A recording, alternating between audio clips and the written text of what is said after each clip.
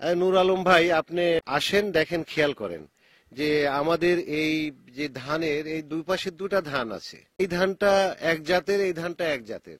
এই ধান দেখেন আপনার গত রবিবারের পরে এটা ফুল এসেছে। এই ফুলে দেখেন আপনার কোথাও কোনো ক্ষতচিহ্ন নেই, বা শুকনা শুষ্ক বা সাদা শীষ নেই দেখেন।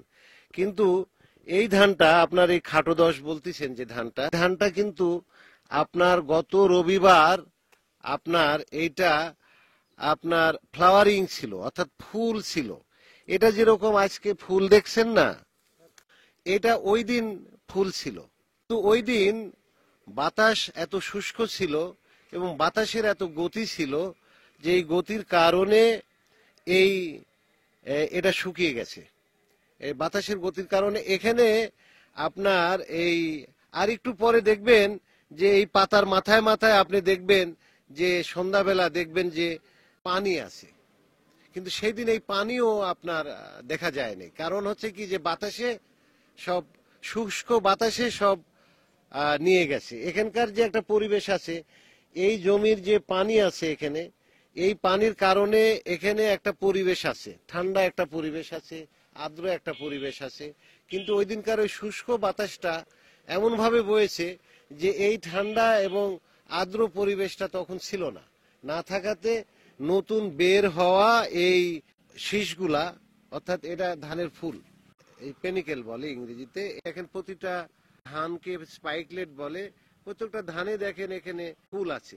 এই ফুলগুলা আজকে সকালে ফুটেছে, কিন্তু এটা এখনো পরাগায়ন মানে ওইরকম সুসম্পন্ন হয় নাই। কিন্তু যদি এখানে যদি শুষ্ক বাতাস এসে যদি এটা এই পরিবেশটা যদি নিয়ে যায়, তাহলে এটা শুকিয়ে যেতে বাধ্য হবে।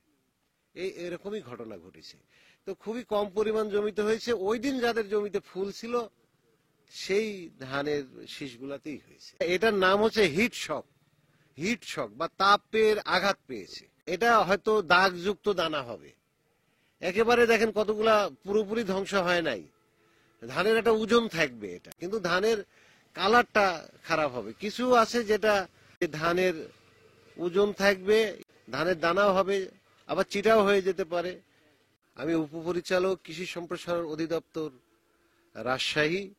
আমি আজকে আমাদের পুঠিয়া উপজেলার ঝলমলিয়া ব্লকে ঝলমলিয়া গ্রামে এসেছি এই ক্ষতিগ্রস্ত শুষ্ক বাতাস, ঝড়ো বাতাস বয়ে যাওয়া কারণে ক্ষতিগ্রস্ত জমি দেখতে। তো এখানে সরেজমিনে দেখা যাচ্ছে যে এই চাষিরা অত্যন্ত সচেতন। এই চাষিদের জমিতে এই পর্যায়ে পানি ধরে রাখা দরকার, সেটা পানি ধরে রেখে, যার কারণে এই জমির ক্ষতি অনেক কম হয়েছে।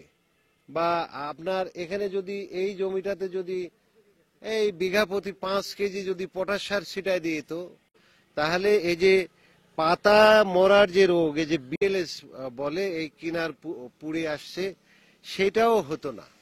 তো এখন এটা যেহেতু অনেক স্টেজ চলে গেছে, যে জমিগুলো এখন থোড়া অবস্থা আছে বা নতুন কয়দিন পর এটা ফ্লাওয়ারিং হবে, সেই জমিতে আপনার 5 কেজি পরিমাণ আপনার পটাশ সার দিবে এবং জমিতে পানি ধরে রাখবে।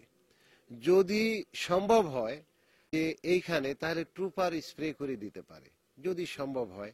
যদিও এখানে ব্লাস্টের কোনো সম্ভাবনা নেই, তারপরেও যদি ট্রুপার প্রতিরোধক হিসাবে ট্রুপার স্প্রে করে, তাহলে আপনার ভালো ফলাফল পাবে।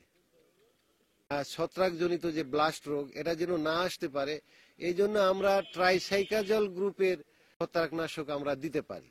তো ট্রাইসাইকাজল গ্রুপের ছত্রাকনাশক আমাদের অতি পরিচিত আছে, ট্রুপার আছে, ইনথেপা কোম্পানির দিফা আছে, অটো কোম্পানির ট্রুপার, আবার ম্যাকডোনাল্ডে দেখা যাচ্ছে যে সানফাইটার আছে, এরকম অনেক কোম্পানির আছে।